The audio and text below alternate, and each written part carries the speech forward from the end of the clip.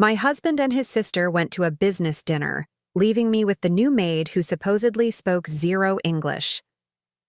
As soon as the car pulled away, she dropped the broom, looked me in the eye, and spoke in perfect English. "Ma'am, do not eat the soup they left in the fridge." What I discovered next made my blood run cold. I'm glad to have you here. Follow my story until the end and comment the city you're watching from, so I can see how far my story has reached. The grandfather clock in our foyer chimed 7 times as I watched Conrad adjust his tie in the hallway mirror. 35 years of marriage, and I still felt that familiar flutter when he dressed for important occasions. Tonight was no different. He looked distinguished in his navy suit, silver hair perfectly combed, the picture of success that had first attracted me all those years ago. "The reservation is at 8:30, he said without looking at me, his voice carrying that businesslike tone he'd adopted more frequently lately. "Bridget is already in the car." I nodded, smoothing down my silk blouse. These business dinners had become routine over the past few months. Conrad's import company was expanding, he'd explained, and his sister Bridget had become an invaluable partner. I rarely questioned the details anymore.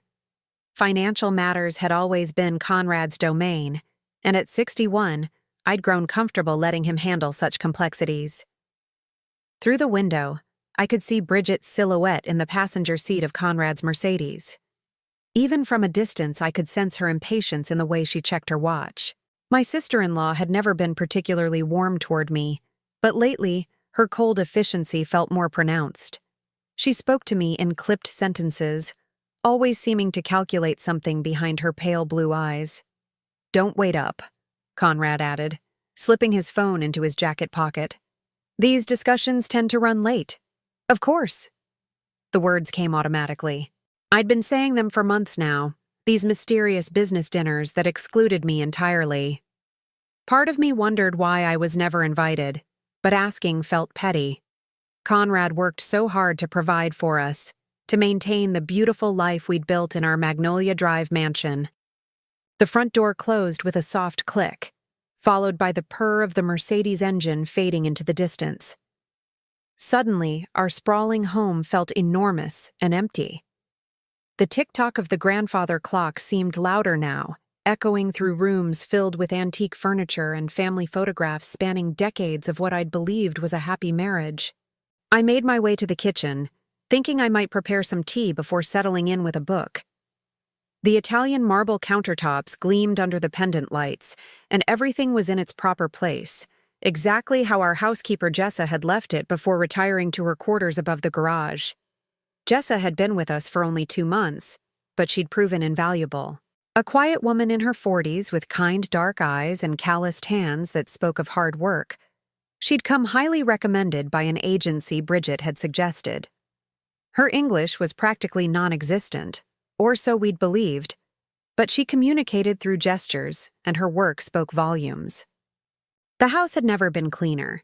Meals appeared as if by magic, and she moved through our home like a gentle ghost, never intrusive, always helpful. I was reaching for the kettle when I heard footsteps in the hallway. Jessa appeared in the kitchen doorway, still wearing her simple gray uniform, her dark hair pulled back in its usual neat bun. She carried a dust cloth, though I noticed she wasn't actually cleaning anything. "Buenas noches, señora," she said softly, then paused, glancing toward the front windows where the driveway lay empty. I smiled at her. "Good evening, Jessa. You can rest now. They've gone to their dinner." She nodded, but instead of leaving, she remained in the doorway, shifting her weight from foot to foot. Something in her posture seemed different tonight, less submissive, more alert. Her eyes kept darting to the windows, as if ensuring we were truly alone. Then she did something that made my blood turn cold. She set down her dust cloth on the kitchen island, looked directly into my eyes, and spoke in perfect, unaccented English. "Ma'am, do not eat the soup they left in the refrigerator." The kettle slipped from my hands, clattering against the marble countertop. I stared at her, my mind struggling to process what had just happened.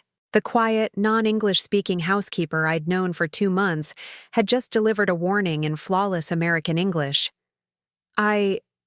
What did you just say? My voice came out as barely a whisper. Jessa stepped closer, her expression serious but not unkind. Mrs. Whitmore, I need you to listen to me carefully. My name is Jessa Martinez, and I speak English perfectly. I've been pretending not to understand for the past 2 months because I was hired to spy on you. The room seemed to tilt.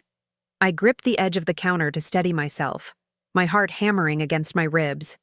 Spy on me? I don't understand. Your sister-in-law, Bridget, hired me through an agency. But not the kind of agency you think. Jessa's voice was calm but urgent. She paid me $800 a week to report everything you did, everything you said, every detail of your daily routine. She wanted to know about your habits, your health, your mental state. I felt the blood drain from my face. That's impossible. Bridget recommended you, yes, but she wouldn't. She's family. Ma'am, please sit down. Jessa gestured to one of the bar stools at the kitchen island. What I'm about to tell you is going to be difficult to hear. I remained standing, my legs feeling unsteady, but my spine straight. 35 years of being Conrad's wife had taught me to face difficult news with dignity, even when my world was crumbling. Tell me. Jessa took a deep breath. For the past 2 months, I've been listening to conversations between your husband and his sister. Conversations they thought I couldn't understand, because they believed I didn't speak English. Mrs. Whitmore, they're planning something terrible. What kind of terrible? The words felt foreign in my mouth, as if I were speaking a language I'd never learned. They want to have you declared mentally incompetent. They've been slowly introducing substances into your food, not enough to harm you physically, but enough to make you appear confused, forgetful, unstable. Jessa's eyes filled with something that looked like genuine concern. Tonight's soup contains a powerful laxative that will make you violently ill. Tomorrow, they plan to call a doctor who's already been paid to sign papers declaring you unfit to manage your own affairs. The kitchen spun around me. I gripped the counter harder, my knuckles white against the dark stone. Why would they do this? Conrad loves me. We've been married for 35 years. Jessa's expression softened with what looked like pity. Mrs. Whitmore, your husband is in serious financial trouble. His business is failing, and he owes people who don't accept late payments. Bridget has gambling debts that have put her in danger. Together, they see your inheritance as their only way out. My inheritance? I shook my head. My parents died over 30 years ago. There's nothing left. Your family's properties, the investments, the trust fund, it all comes to nearly $3 million. Your husband has been managing it all these years, but legally it belongs to you. If something happened to you, or if you were declared incompetent, Conrad would gain complete control. The grandfather clock chimed 8 times, each toll hitting me like a physical blow. 8 o'clock. They'd been gone for 30 minutes. How long did I have before they returned? How long had I been living in this elaborate lie? Why are you telling me this? I finally managed to ask. If Bridget hired you to spy on me, why betray her now? Jessa looked down at her hands, then back up at me. Because I've watched you for 2 months, Mrs. Whitmore. You're kind to everyone. You treat me with respect, even though you think I can't understand you. You leave me little notes with drawings when you want something done, and you always say please and thank you, even though you don't think I understand the words. She paused, her voice growing stronger. But more than that, I've seen how they treat you, the way your husband dismisses your opinions, how your sister-in-law rolls her eyes when you speak, the way they've slowly isolated you from friends, convinced you that you're not capable of understanding complicated matters. What they're doing isn't just about money, it's about power, and I won't be part of destroying a good person. I stood there in my beautiful kitchen, surrounded by the life I'd thought was perfect, and realized that everything I believed about my marriage, my family, my very existence had been a carefully constructed lie. The soup in the refrigerator, which I'd planned to heat up for a late dinner, suddenly seemed like a weapon pointed at my heart. What do I do? The question came out broken, desperate. Jessa stepped closer, her voice dropping to an urgent whisper. First, we make sure that soup gets disposed of where they'll never know it wasn't consumed. Second, we start documenting everything. And third, Mrs. Whitmore, you need to understand that this is just the beginning. What I've told you tonight is only part of what they've been planning. The sound of gravel crunching in the driveway made us both freeze. Car headlights swept across the kitchen windows. They're back, Jessa whispered, immediately switching back to her subservient posture. Act normal. Don't let them suspect anything has changed. As I heard the familiar sound of Conrad's key in the front door, I realized that my entire life had just shifted on its axis. The man I'd loved and trusted for 35 years, the sister-in-law I'd tolerated and tried to please, they weren't just strangers, they were my enemies. How was the restaurant? I asked Conrad as he hung his coat in the hallway closet, my voice surprisingly steady considering my hands were trembling beneath the kitchen island where he couldn't see them. Fine, he replied without elaboration, loosening his tie. Productive meeting. You should get some rest, Antoinette. You look tired. Bridget swept past him into the living room, her heels clicking against the marble floor. Long day tomorrow, she added over her shoulder. Conrad mentioned you might want to see Dr. Harrison about those memory issues we discussed. Memory issues? My heart skipped a beat. I hadn't mentioned any memory problems to either of them. I'm feeling fine, actually. Of course you are, dear. Conrad's tone was patronizing in a way I'd never noticed before, or perhaps I'd simply accepted it as normal. But prevention is better than cure, don't you think? They exchanged a look that lasted just a fraction too long. In the past, I would have dismissed it as sibling communication. Now, it felt loaded with meaning I was only beginning to understand. I think I'll have some of that mushroom soup before bed, Conrad said, heading toward the kitchen. Long day tomorrow, and I need something settling for my stomach. Actually, I said quickly, I finished it earlier. I was hungrier than I thought. Another look passed between them, this one sharper. Bridget's perfectly manicured eyebrows drew together in the faintest frown. All of it? Conrad asked. There was nearly a full container. I heated it twice. You know how I am when I'm nervous about being alone. I forced a laugh that sounded hollow even to my ears. I suppose I'll feel it tomorrow. Conrad's expression relaxed into what I now recognized as satisfaction. Well, make sure you stay hydrated. Food poisoning can be quite dehydrating. Food poisoning. The casual way he said it made my stomach turn. They were expecting me to be violently ill tomorrow, had probably already scheduled the doctor's visit around my anticipated suffering. I think I'll turn in now, I said, moving toward the stairs. Good night. Good night, dear, Conrad called after me, his voice warm with what I now understood was anticipation. I made it to my bedroom and closed the door before my legs gave out.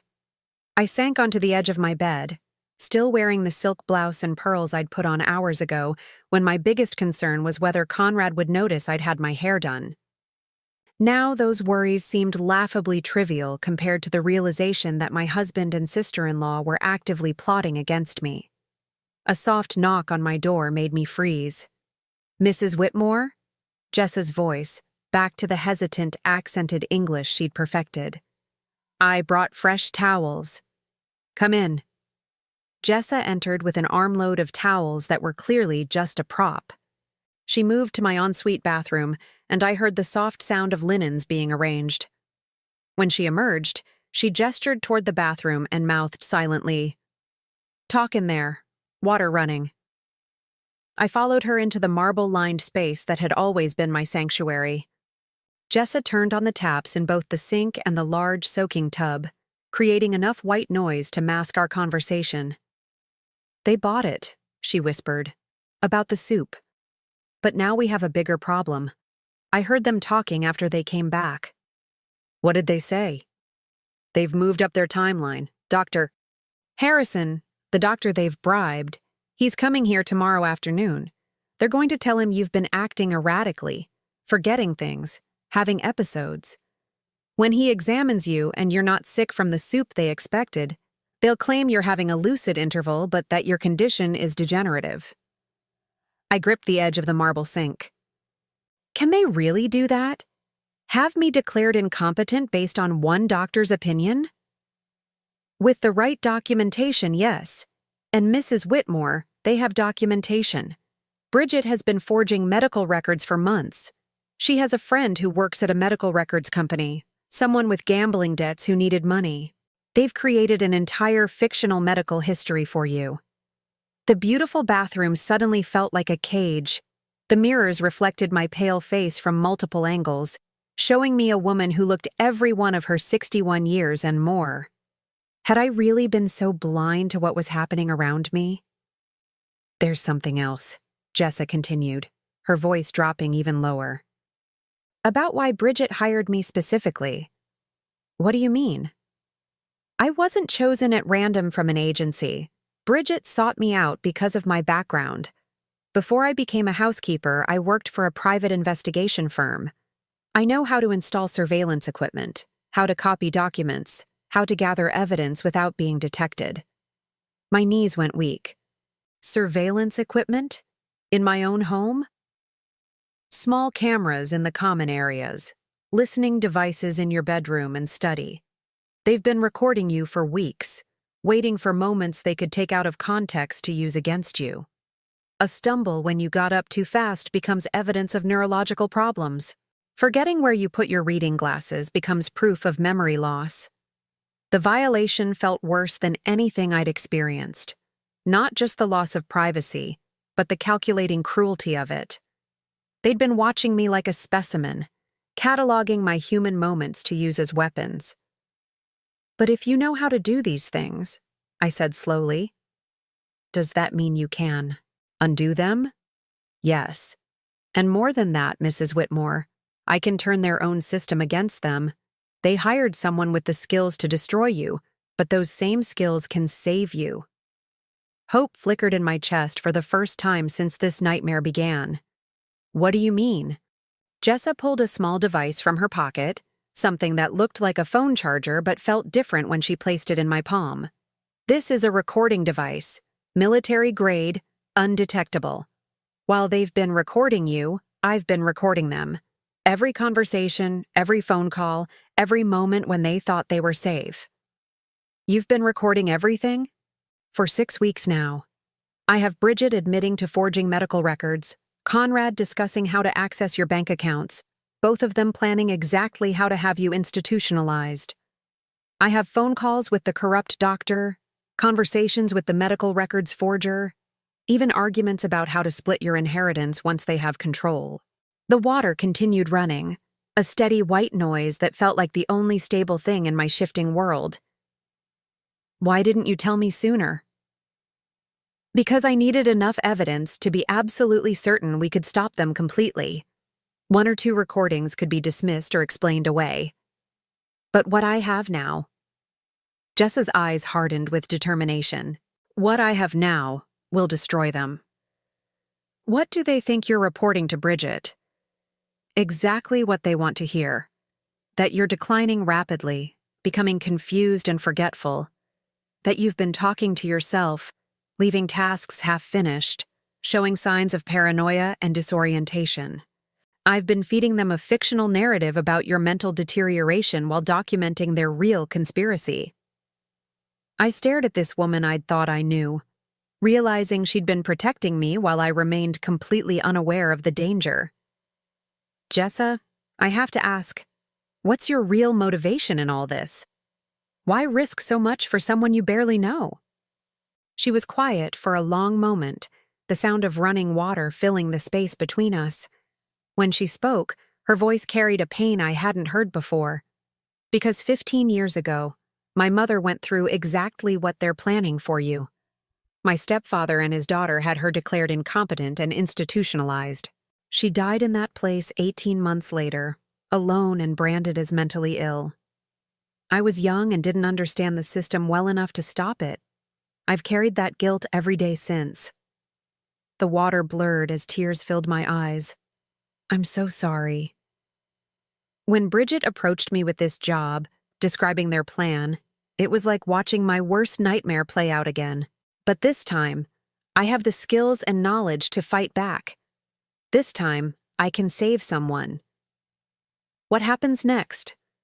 Jessa turned off the taps, and the sudden silence felt profound. Tomorrow, when Dr. Harrison comes, you're going to give the performance of your life. You're going to appear exactly as confused and unstable as they claim you are. And while they think they're winning, we're going to spring our own trap. What kind of trap? The kind that will expose not just Conrad and Bridget, but the corrupt doctor and the medical records forger. A trap that will ensure they face serious criminal charges and can never hurt you or anyone else again. As we prepared to leave the bathroom, Jessa caught my arm gently. Mrs. Whitmore, I need you to understand something. What we're about to do will change everything. Your marriage, your family relationships, probably your entire life. Are you prepared for that? I thought about the 35 years I'd spent trusting Conrad, the careful way I'd tried to earn Bridget's approval, the quiet life I'd built around being a supportive wife to a man who saw me as nothing more than a bank account with a heartbeat. My life has already changed, I said quietly. Now I'm just going to take control of it. But as we stepped back into my bedroom, both of us returning to our practiced roles as lady of the house and subservient housekeeper, I couldn't shake the feeling that tomorrow would bring revelations even more shocking than tonight's discoveries. Because if Conrad and Bridget were willing to go this far, what other secrets had they been keeping? And how deep did this conspiracy really go? The next morning arrived with deceptive normalcy. Sunlight streamed through our bedroom's heavy curtains, casting familiar patterns across the Persian rug that had adorned our floor for over 2 decades.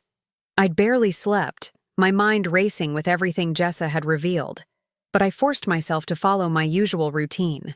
Conrad could not suspect that anything had changed.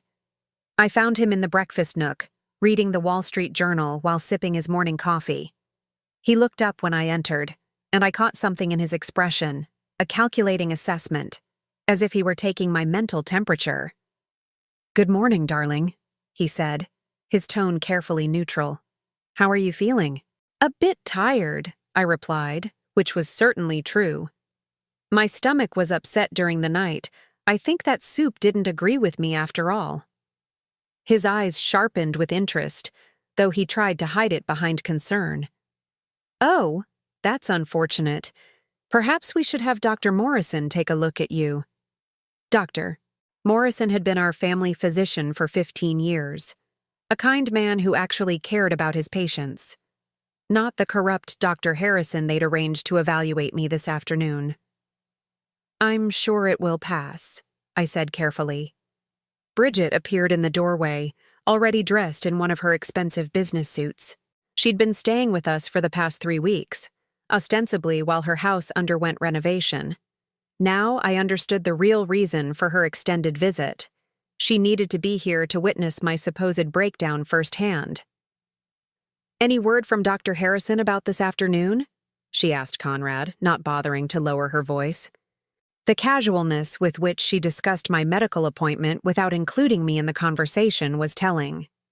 "He'll be here at 3 o'clock, Conrad replied, then turned to me with false solicitude. "Darling, I've arranged for a specialist to examine you. Dr. Harrison comes highly recommended for cognitive assessments." The way he said cognitive assessments made my skin crawl. They weren't even pretending anymore that this was about my physical health. This was the beginning of their plan to have me declared mentally incompetent. "Is that really necessary?" I asked, allowing a note of confusion to enter my voice. "I feel fine, just a bit under the weather. Better safe than sorry," Bridget interjected smoothly. "At our age, we can't be too careful about these things." Our age. Bridget was 57, 4 years younger than me. But she spoke as if we were both ancient and failing, when in reality, I was in excellent health, or had been, before learning that my closest family members were poisoning me. After breakfast, I retreated to my study, a small room off the main hallway that had always been my private sanctuary. Conrad rarely entered it, dismissing my books and correspondence as women's interests not worthy of his attention.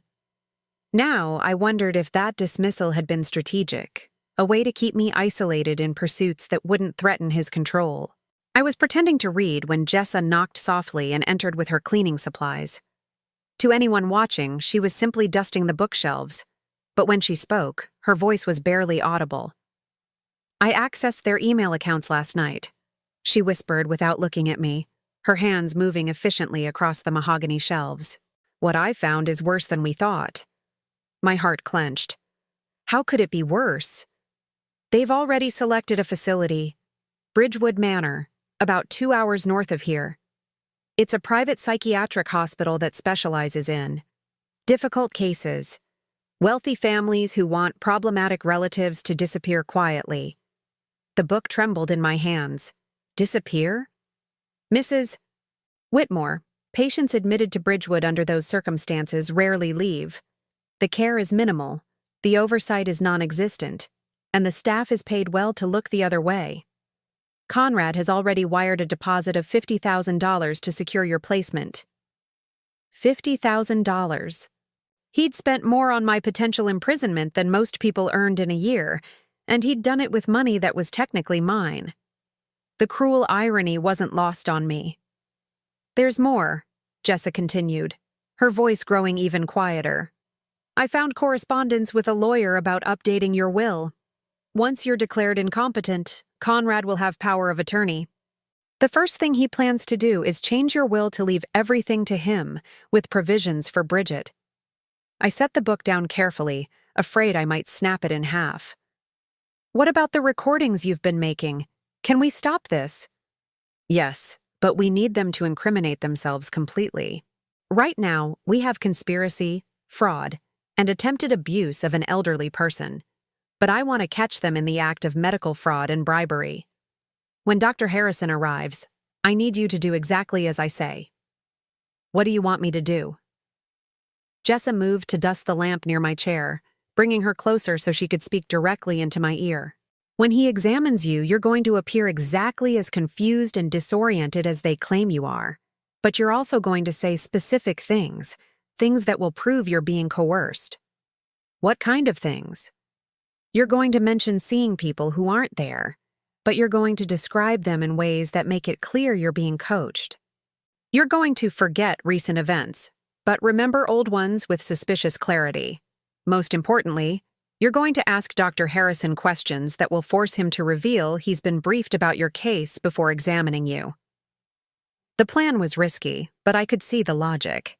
If we could prove that Dr. Harrison had predetermined his diagnosis, we could expose the entire conspiracy. What if he's more careful than that? Then we have backup plans. I've installed micro cameras in this room and the living room where he'll conduct his examination. Everything will be recorded. And Mrs. Whitmore. She paused in her dusting, meeting my eyes for just a moment. "I've also contacted a real doctor, Dr. Sarah Chen, a neurologist who owes me a favor. She's agreed to conduct an independent evaluation of you tomorrow, assuming we can prevent today's planned abduction." Abduction. The word hit me like a physical blow. That's what this was, a planned kidnapping using medical authority as cover. If their plan succeeded, I would be forcibly committed to an institution where I might never be seen again. "How long have they been planning this?" I asked. Based on the emails I found, at least 6 months. It started when Conrad's business began failing more seriously. Bridget approached him with the idea after she lost her house to gambling debts. They see you as their retirement plan. The door to my study opened suddenly, making us both freeze. Conrad appeared in the doorway, his expression pleasant, but his eyes watchful. "Everything all right in here?" he asked. I thought I heard voices. "Just reading aloud to myself," I said, forcing a smile. "You know how I sometimes do that when I'm trying to concentrate." He nodded, but his gaze lingered on Jessa, who had immediately resumed her dusting with the practiced efficiency of someone who'd perfected the art of invisibility. "Dr. Harrison will be here in a few hours," Conrad said. "Why don't you rest before then? I want you to be at your best for the examination." "At my best," meaning at my most confused and vulnerable. "Of course, dear." After Conrad left, Jessa and I remained silent for several minutes, both of us acutely aware of how close we'd come to discovery. When she finally spoke, her voice carried a new urgency. "Mrs. Whitmore, there's something else you need to know about the timing of all this." "What do you mean?" "Your family's trust fund, the one your parents established, it has a specific provision. If you're declared mentally incompetent, the funds remain in trust but can be managed by your legal guardian. But if you die while competent, everything goes to Conrad as your husband. If you die after being declared incompetent, the money reverts to distant relatives your parents named as backup beneficiaries." The implications made me feel sick. So they need me alive but incapacitated. For now. But Mrs. Whitmore, institutions like Bridgewood, accidents happen. Patients with dementia wander off, have falls, develop sudden medical complications. Once you're committed, your life expectancy becomes negotiable. I gripped the arms of my chair, the reality of my situation finally hitting me completely. This wasn't just about money or control. This was about my survival. Conrad and Bridget weren't just planning to steal my inheritance. They were planning to eliminate me entirely, just slowly enough to avoid suspicion. "We have to stop them today," I said, my voice steadier than I felt. "Whatever it takes." "We will," Jessa promised. "But Mrs. Whitmore, when this is over, when they're exposed and facing criminal charges, your entire life will change. Are you prepared to lose everything you've known for the past 35 years? I looked around my study, at the books I'd collected, the photographs of what I'd believed was a happy marriage, the comfortable life I'd built on what I now knew was a foundation of lies. Then I thought about the alternative, disappearing into an institution where I'd be at the mercy of people who saw me as nothing more than a profitable problem to manage. "I've already lost everything," I said quietly. "Now I'm just going to make sure they pay for taking it." As if summoned by my words, the grandfather clock in the foyer began to chime noon. 3 hours until Dr. Harrison arrived. 3 hours to prepare for what might be the most important performance of my life. Because if we failed, it might also be my last. At exactly 3 o'clock, Dr. Harrison's black sedan pulled into our circular driveway. I watched from my bedroom window as a tall, thin man in an expensive overcoat emerged, carrying a leather briefcase that looked more suited to a lawyer than a doctor. Even from a distance, something about his demeanor struck me as predatory rather than professional. Conrad greeted him at the front door with the enthusiasm of a man welcoming an old friend, rather than meeting a medical specialist for the first time. Their conversation was animated, punctuated by gestures toward the house's interior and what looked suspiciously like an exchange of documents before they even stepped inside. I made my way downstairs slowly, deliberately appearing more frail than I felt. Jessa had coached me on the subtle signs of cognitive decline that would seem authentic to a casual observer, but obvious as performance to anyone looking closely. The goal was to give Dr. Harrison enough evidence to support his predetermined diagnosis, while creating a record that would later prove the examination was fraudulent. "Antoinette, dear," Conrad called as I entered the living room. "This is Dr. Harrison. He's here to conduct that evaluation we discussed." Dr. Harrison rose from the sofa, extending a manicured hand. He was younger than I'd expected, perhaps 50, with prematurely gray hair and sharp blue eyes that seemed to catalog everything they saw. "Mrs. Whitmore, it's a pleasure to meet you. Your husband has told me so much about you." Already a red flag. A legitimate doctor conducting an independent evaluation wouldn't have discussed my case in detail with my husband beforehand. "Have we met before?" I asked, allowing confusion to color my voice. "You look familiar." "No, Mrs. Whitmore, this is our first meeting," Dr. Harrison replied smoothly. but I caught the quick glance he exchanged with Conrad. Perhaps you're thinking of someone else. Bridget appeared from the kitchen carrying a tea service with the efficiency of a hostess rather than the concern of a family member worried about my health. I thought you might like some refreshment before the examination, she said, setting the tray on the coffee table. I noticed that she'd prepared 4 cups, an interesting choice if this were truly a medical appointment. It suggested that both she and Conrad planned to be present throughout the evaluation, which would be highly unusual for a legitimate psychiatric assessment. Mrs. Whitmore, Dr. Harrison began, pulling out a tablet and stylus. I'd like to start with some simple questions to assess your current cognitive function. Are you comfortable with your husband and sister-in-law present, or would you prefer privacy? Oh, I don't mind, I said, though internally I was pleased that he'd essentially admitted to conducting an improper examination. They've been so worried about me lately. I'm sure they want to hear what you have to say. For the next 20 minutes, Dr. Harrison led me through what appeared to be a standard cognitive assessment. He asked me to remember lists of words, perform simple mathematical calculations, and identify common objects from pictures. I answered correctly, but slowly, occasionally pausing as if struggling to find the right response. But it was what happened between the formal questions that truly revealed the corruption at work. Mrs. Whitmore, Dr. Harrison said during one of these informal moments, your husband mentioned that you've been having episodes of disorientation. Can you tell me about those? I glanced at Conrad with apparent confusion. Episodes? I don't remember any episodes. When did I have episodes? Just last week, dear, Conrad said gently, his voice full of false concern. You forgot how to work the coffee maker.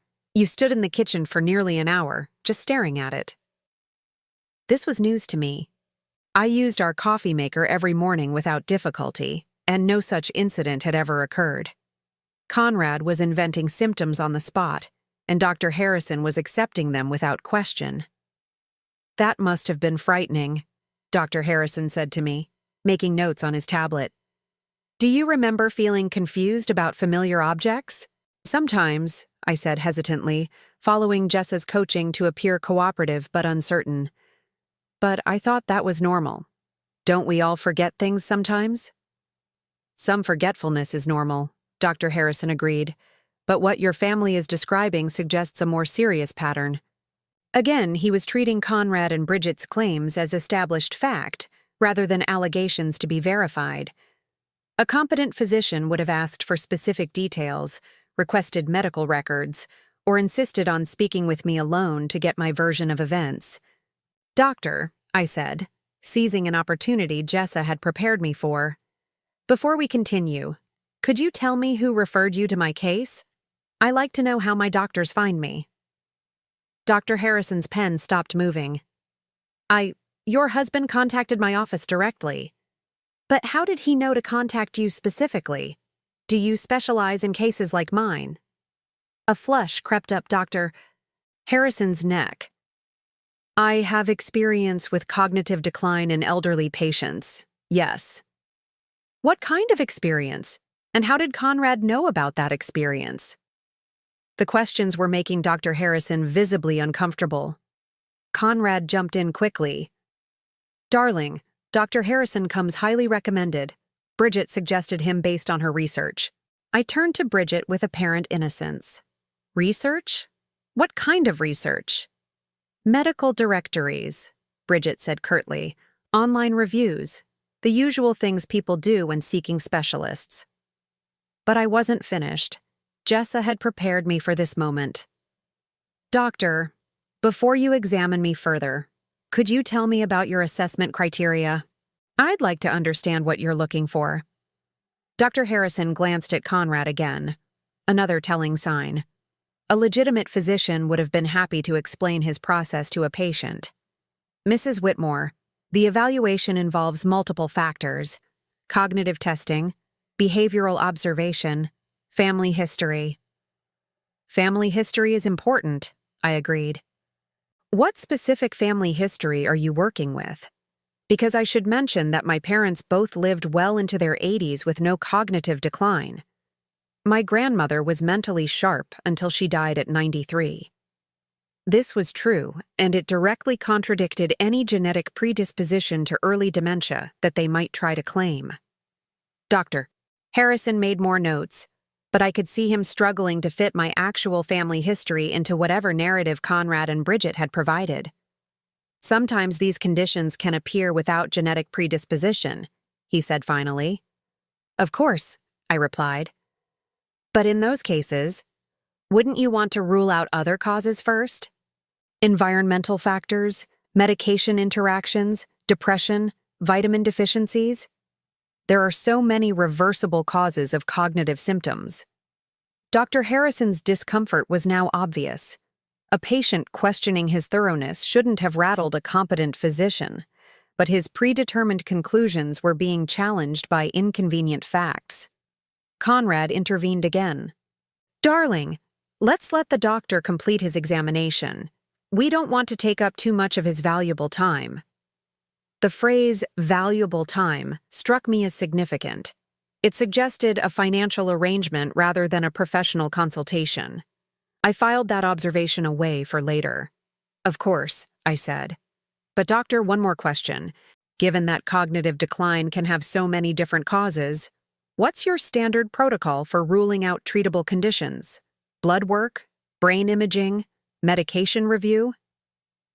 Those tests can be arranged if necessary, Dr. Harrison said vaguely. If necessary? Wouldn't they be necessary before making any definitive diagnosis? The silence that followed was telling. A legitimate physician would have enthusiastically agreed that comprehensive testing was essential. Dr. Harrison's reluctance to commit to proper medical procedures revealed that he had no intention of conducting a thorough evaluation. From my peripheral vision, I saw Jessa enter the room quietly, ostensibly to collect the tea service. But I knew she was positioned to capture everything on her hidden recording devices.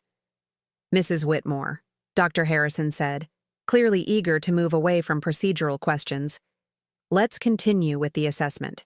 Can you tell me what year it is? 2023, I replied correctly. And who is the current president? I paused, pretending to think. That would be. Oh, what's his name? The one who came after Obama. Mrs. Whitmore, Conrad said gently. Obama left office several years ago. We've had 2 presidents since then. I blinked in apparent confusion. 2? That can't be right. I remember Obama was president just. This was pure theater, but Dr. Harrison seized on it immediately, making vigorous notes. A real physician might have explored whether I was thinking of a different time frame or confused about something specific. Dr. Harrison simply recorded my response as evidence of cognitive decline. Mrs. Whitmore, he continued, can you tell me about your daily routine? Do you manage your own medications, handle your finances, drive a car? Conrad helps me with all of that, I said, which was unfortunately true. Over the years, he had gradually assumed control of every aspect of our lives. He's so much better with numbers and details. And that's been going on for how long? I pretended to think. Oh, years and years. Conrad has always been the smart one in our family. Dr. Harrison nodded approvingly, as if my husband's financial control was evidence of my incapacity rather than a potential red flag for financial abuse. As the examination continued, I began to understand the full scope of the conspiracy. This wasn't just about forging a few documents or bribing one doctor. They had created an entire false narrative about my mental state, complete with fabricated incidents, misrepresented family dynamics, and a predetermined conclusion that would justify my immediate institutionalization. But they had made one critical error. They had underestimated both my intelligence and my determination to survive. As Dr. Harrison prepared to conclude his examination, I knew that the next few minutes would determine whether I spent the rest of my life as a free woman or disappeared into the nightmare of Bridgewood Manor. Mrs. Whitmore, Dr. Harrison said, closing his tablet with an air of finality. Based on my examination today, I believe you're experiencing significant cognitive decline that requires immediate professional intervention." The words hung in the air like a death sentence. Conrad leaned forward eagerly while Bridget maintained her mask of concerned family member, though I could see the satisfaction gleaming in her eyes. "What kind of intervention?" I asked, allowing my voice to tremble slightly. "I'm recommending immediate placement in a specialized care facility where you can receive round-the-clock monitoring and treatment, Dr. Sao," Harrison replied smoothly. "I've already contacted Bridgewood Manor. They have an opening, and I believe you would benefit from their specialized program." Already contacted. He'd arranged my institutionalization before even conducting his fraudulent examination. The audacity of it was breathtaking. "Today?" I asked with apparent confusion. "But I don't understand. I feel fine. Can't I just take some medicine?" "Mrs. Whitmore," Conrad said gently, taking my hand in his. "The doctor knows best. And this isn't permanent. Just until you're feeling better." The lie rolled off his tongue so easily. We all knew that patients admitted to Bridgewood under these circumstances didn't come home. "I've prepared the necessary paperwork, Dr. E." Harrison continued, pulling documents from his briefcase. "With your husband's signature as your medical power of attorney, we can facilitate the transfer this afternoon." "Medical power of attorney?" I blinked in apparent confusion. When did I give Conrad medical power of attorney? An uncomfortable silence fell over the room. Conrad cleared his throat. "Darling, we discussed this months ago when you were having those episodes. You signed the papers yourself." This was news to me. I'd never signed any such document, which meant they'd either forged my signature or planned to do so now.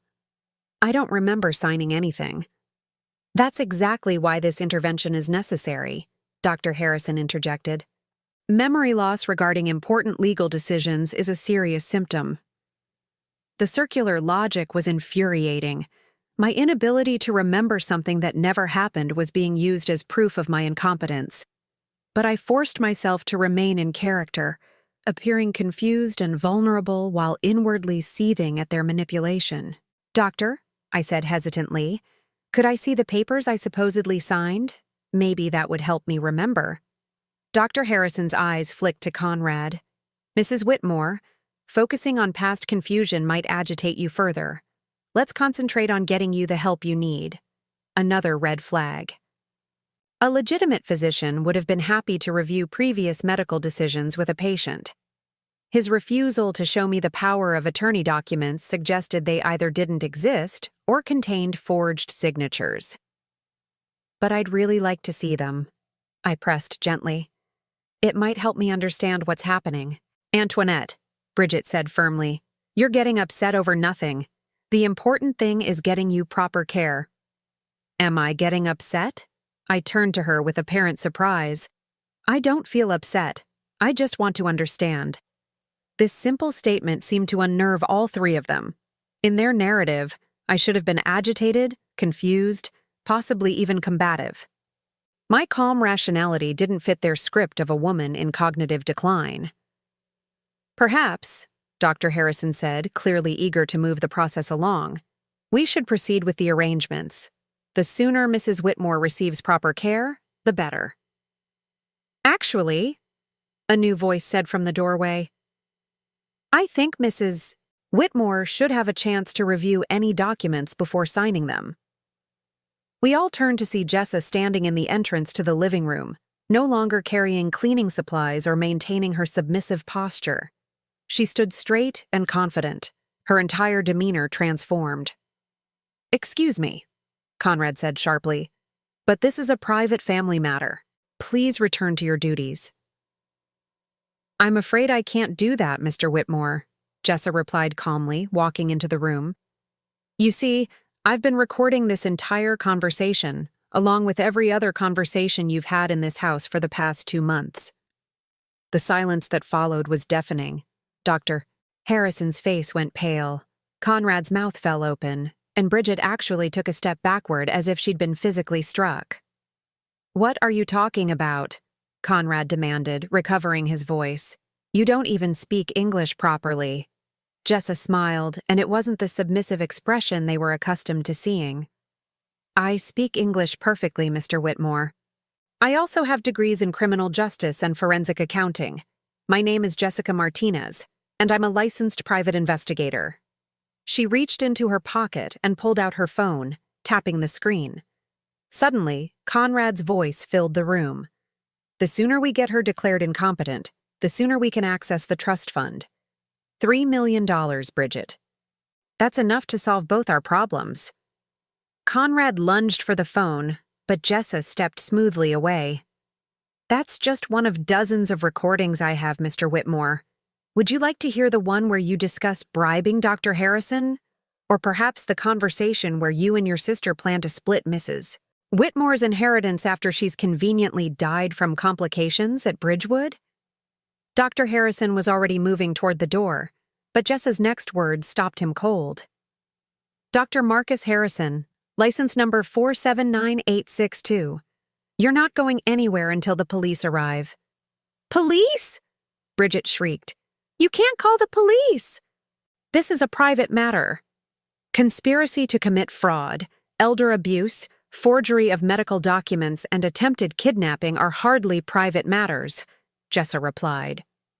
Oh, and Dr. Harrison? I should mention that I've already forwarded copies of all my recordings to the State Medical Board. Your license to practice medicine will be revoked by the end of the week. Dr. Harrison's face had gone from pale to gray. This is entrapment. You can't use recordings made without consent.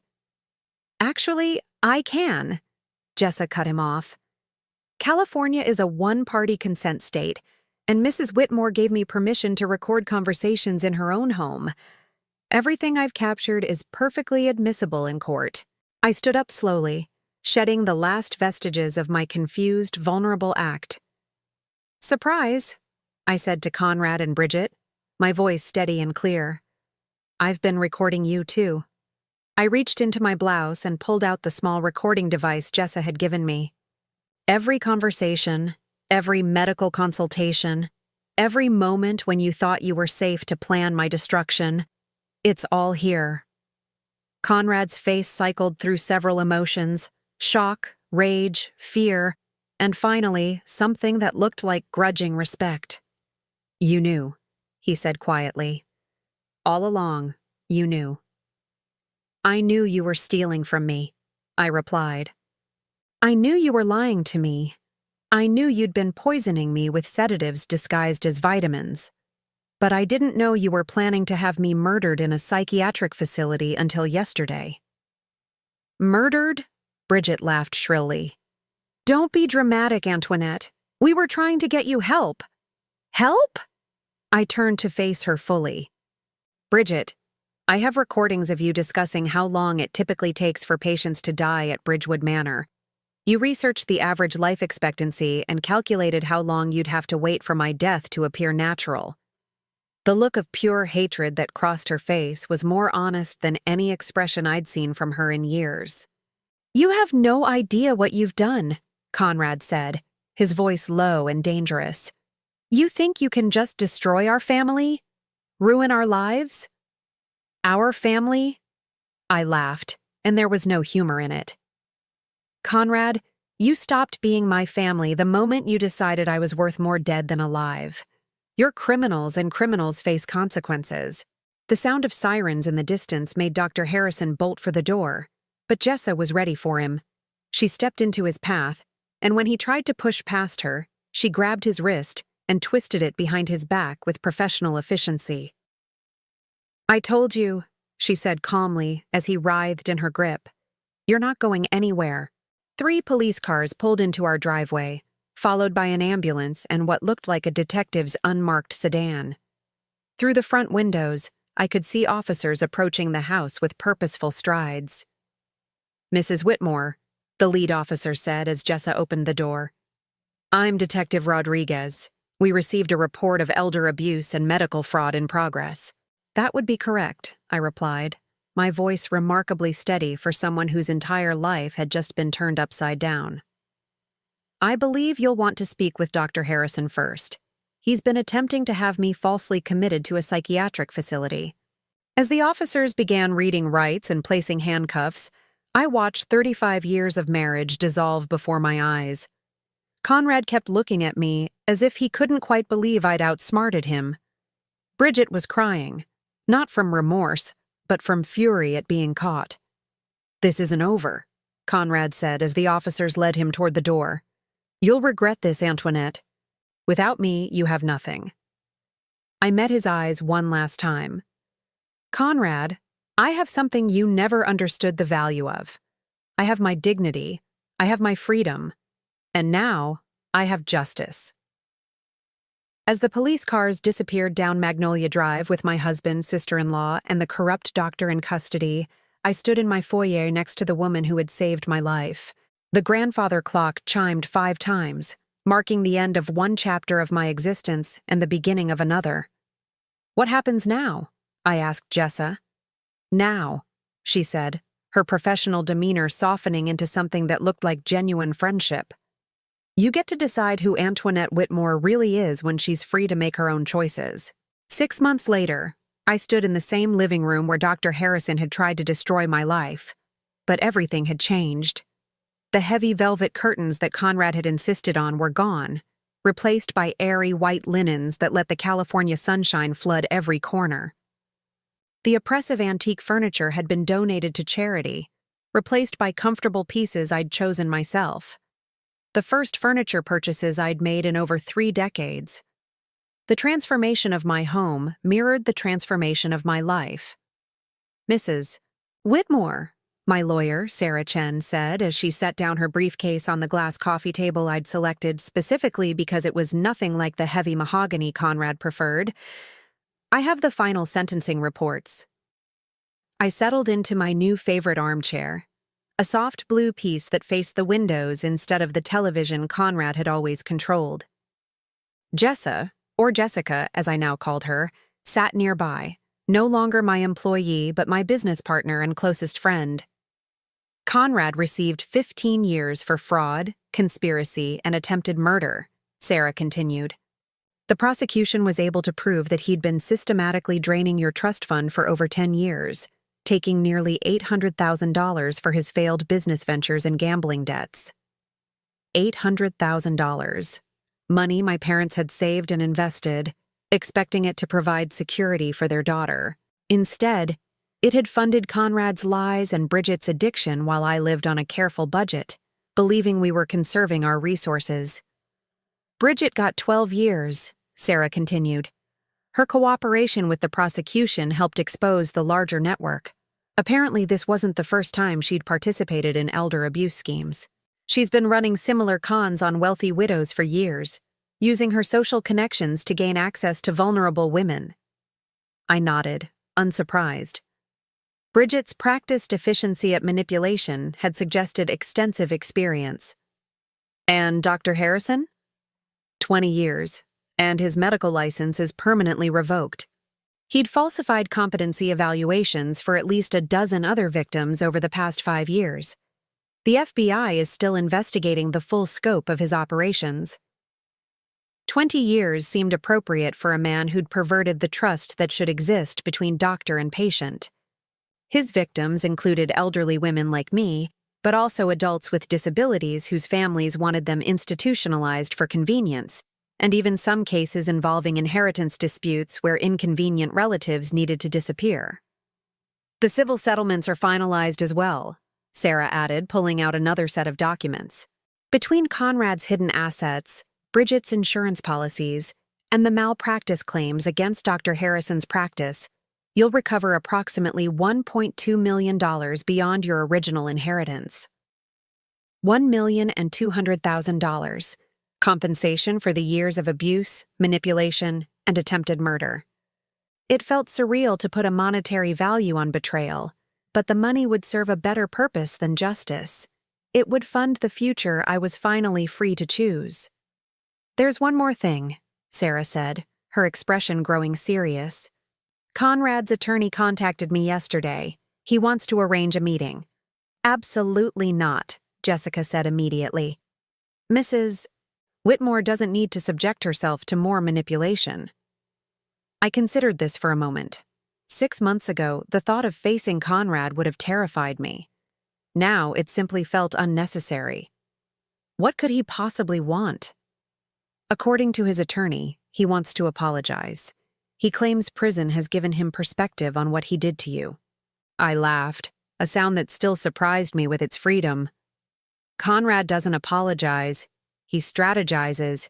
He's probably hoping for a reduced sentence or early parole. Tell his attorney that Antoinette Whitmore is too busy living her life to waste time on his regrets.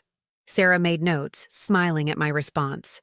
Over the past months, she'd watched me evolve from a victim into someone who refused to be diminished by anyone else's expectations. After Sarah left, Jessica and I sat in comfortable silence, watching the afternoon light play across our transformed space. The woman who'd saved my life had become so much more than I'd ever imagined possible. "I have news," Jessica said finally, pulling out her own set of documents. The Martinez-Whitmore Investigative Agency officially received its license yesterday. Our business, a private investigation firm specializing in elder abuse and financial fraud, was finally official. Jessica's expertise combined with my intimate understanding of how these predators operated would help protect other vulnerable people from what I'd experienced. "Our first case?" I asked. A 73-year-old woman in San Francisco. Her son and daughter-in-law are slowly isolating her and taking control of her finances. The pattern is identical to what Conrad and Bridget did to you. The familiar anger flickered in my chest, but it was no longer helpless rage. It was fuel for action. "When do we start?" "Tomorrow, if you're ready." I looked around my bright, airy living room, at the photographs of my parents that I'd retrieved from storage and displayed prominently for the first time in decades. I thought about the woman I'd been 6 months ago, confused, isolated, slowly being poisoned by the people who claimed to love me. Then I thought about the woman I'd become, clear-minded, purposeful, and determined to protect others from similar fates. "I'm ready," I said. That evening, I prepared dinner in my kitchen. A simple meal that I chose, cooked, and seasoned to my own taste. No hidden sedatives, no mysterious stomach ailments afterward.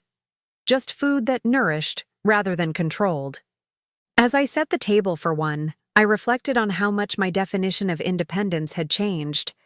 6 months ago, I would have seen eating alone as evidence of failure, proof that I'd driven away the people who mattered. Now, I understood it as evidence of choice, the ability to decide how I wanted to spend my time and with whom. The doorbell rang as I was finishing my meal. I opened it to find a delivery driver holding an enormous bouquet of sunflowers, my favorite flower, though Conrad had always insisted roses were more elegant. The card read, "Congratulations on your new business venture. You're going to save so many lives. With love and admiration, Dr. Sarah Chen." Dr.